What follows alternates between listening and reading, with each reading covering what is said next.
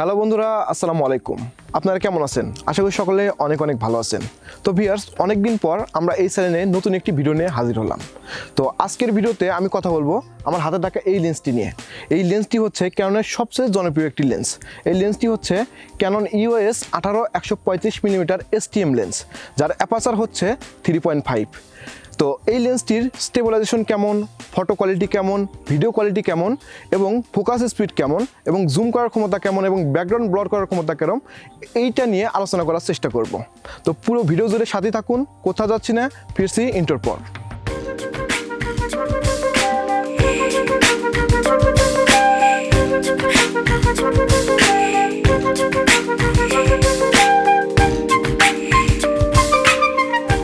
Canon 18-135mm STM এই লেন্সটি মূলত EFS মাউন্টের।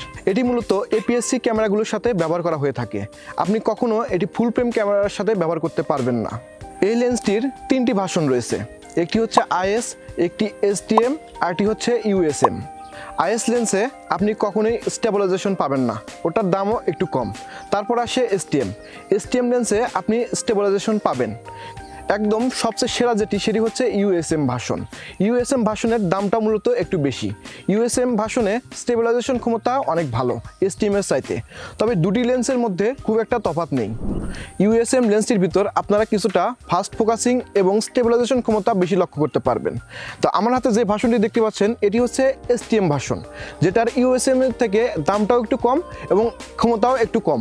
এই লেন্সটিতে সর্বনিম্ন 18mm থেকে সর্বোচ্চ 135mm ফোকাল লেন্থ ব্যবহার করা হয়েছে। তার মানে আপনি এই লেন্সটি দিয়ে কিন্তু আপনি এভাবে হাতে নিয়েও কিন্তু আপনি ব্লগ ভিডিওটা শ্যুট করতে পারবেন যখন আপনি 18mm শ্যুট করবেন।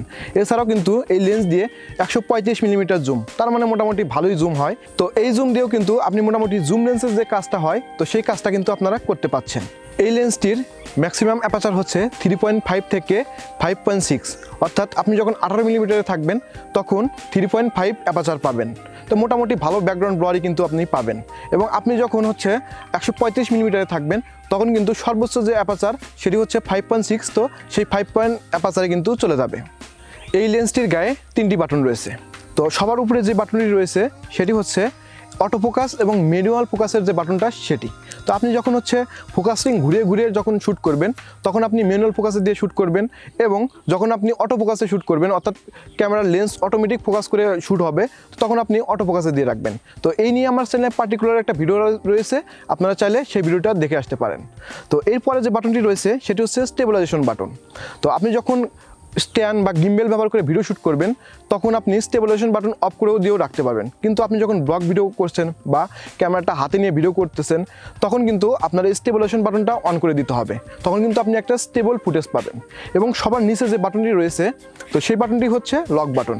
তো এই বাটনটির কাজ হচ্ছে আপনি যখন এই লেন্সটির জুম অফ এবং জুম অন করবেন, তো সেই জুম অফ এবং অনটাকে যখন আপনি হচ্ছে লক করে দিবেন তখন কিন্তু এই লেন্সটা কিন্তু আর জুম হবে না। STM লেন্সে আপনারা STM মোটর এবং USM লেন্সে আপনারা USM মোটর পেয়ে যাবেন। STM লেন্সের মোটরের থেকে USM মোটরের একটু পাওয়ারফুল বেশি, যার ফলে ফোকাসিংটা একটু ফাস্ট এবং স্টেবিলাইজেশনটাও কিন্তু একটু ভালো হয়, যার ফলে USM ওই ভেরিয়েন্টের লেন্সটার কিন্তু একটু দামটা একটু বেশি হয়। 18-135mm STM এই লেন্সটিতে ব্যবহার করা হয়েছে প্লাস্টিক ব্যারেল এবং মেটাল মাউন্ট। এই লেন্সটির ফিল্টার সাইজ হচ্ছে 67mm। আপনি যদি এই লেন্সটিতে হুড ব্যবহার করতে চান তাহলে আপনি হুড ব্যবহার করতে পারবেন, এবং হুড সাইজ হচ্ছে EW73B।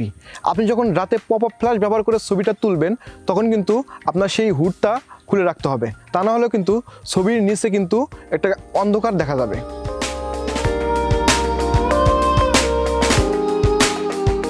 তো ভিউয়ার্স, এখন যে আপনারা ভিডিওটি দেখতে পাচ্ছেন এই ভিডিওটি কিন্তু আমি ক্যাননের 18-135mm যে লেন্সটি রয়েছে তো এই লেন্স দিয়ে শ্যুট করতেছি, তাও আবার 18mm।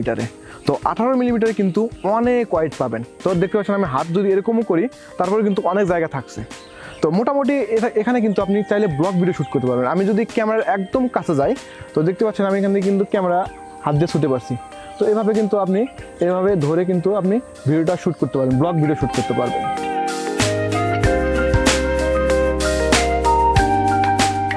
তো ভিউয়ার্স, এখন যে আপনারা ফুটেজটি দেখতে পাচ্ছেন এটি কিন্তু 18-135mm STM লেন্সটি দিয়ে 135mm শ্যুট করা হচ্ছে।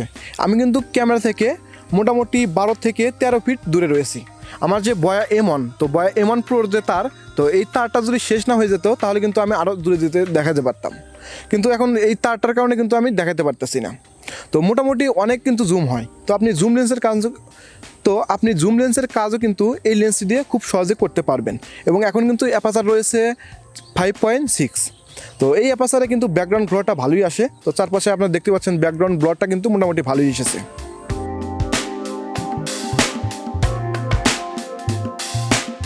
তো ভিউয়ার্স, এখন কিন্তু আমরা আবার 18 মিলিমিটার চলে এসেছি এবং 18 মিলিমিটারে কিন্তু আমরা স্টেবিলাইজেশন অপশনটা অফ করে দিয়ে কিন্তু ভিডিও শ্যুট করতেছি। তো আমার ক্যামেরাম্যান কিন্তু ক্যামেরা হাতে নিয়ে কিন্তু ভিডিও শ্যুট করতেছে। তো কেমন শেক একটা ভাব চলে এসেছে, কিন্তু একটু নড়াচড়া করতেছে। তো এখন আমরা স্টেবিলাইজেশন অন করে দেখব। তো স্টেবিলাইজেশন অনটা করে দেখো। তো স্টেবিলাইজেশন কিন্তু অন করে দিয়েছে। তো এখন মোটামুটি শেক কিন্তু খুব একটা হচ্ছে না এবং মোটামুটি একটা স্টেবল ফুটেজ কিন্তু পাওয়া যাচ্ছে। আমি কিন্তু যদি একটু হাঁটাহাঁটি করি, তো আমার সাথে সাথে ক্যামেরাটাও একটু নাড়াচাড়া করো, তো মোটামুটি কিন্তু স্টেবল একটা ভিডিও কিন্তু আমি পাচ্ছি এখান থেকে। তো মোটামুটি বলা হয় যে এই স্টেবিলাইজেশন কিন্তু মোটামুটি ভালো এবং কাজ চালিয়ে নেওয়া যাবে। এবার আসি দামের কথায়। তো IS যে ভার্সনটা রয়েছে, অর্থাৎ সবচেয়ে কম দামি যে লেন্সটা, তো ওইটার দাম হচ্ছে 16 থেকে 17,000 টাকা আপনি নতুন মার্কেটে পেয়ে যাবেন। এবং এরপরে আছে STM ভার্সন, যেটা মাঝামাঝি লেভেল বলা চলে। তো এইটার মূল্য হচ্ছে আপনি 23 থেকে 24,000 টাকার মধ্যে। এবং সবচেয়ে উপরের যে ভার্সন, অর্থাৎ USN যে ভার্সন, তো ওইটা আপনি মোটামুটি 25 থেকে 29,000 টাকার মধ্যে পেয়ে যাবেন। তো আমার কাছে যে ভার্সনটি রয়েছে সেটি হচ্ছে 18-135 মিলিমিটার STM ভার্সন, অর্থাৎ মাঝামাঝি যে ভার্সনটা রয়েছে ওইটা। তো ভিউয়ার্স, আজকের ভিডিওটি কেমন লাগলো? আশা করি সকলের অনেক অনেক ভালো লেগেছে। তো এরকম নিত্য নতুন আরও ভিডিও পেতে চাইলে অবশ্যই আপনারা আমার চ্যানেলটিকে সাবস্ক্রাইব করবেন এবং পাশে থাকা বেল আইকনটি বাজিয়ে দেবেন। আবার দেখা হচ্ছে নতুন কোনো ভিডিওতে। ততদিন পর্যন্ত ভালো থাকুন, সুস্থ থাকুন, সুন্দর থাকুন। আল্লাহ হাফেজ।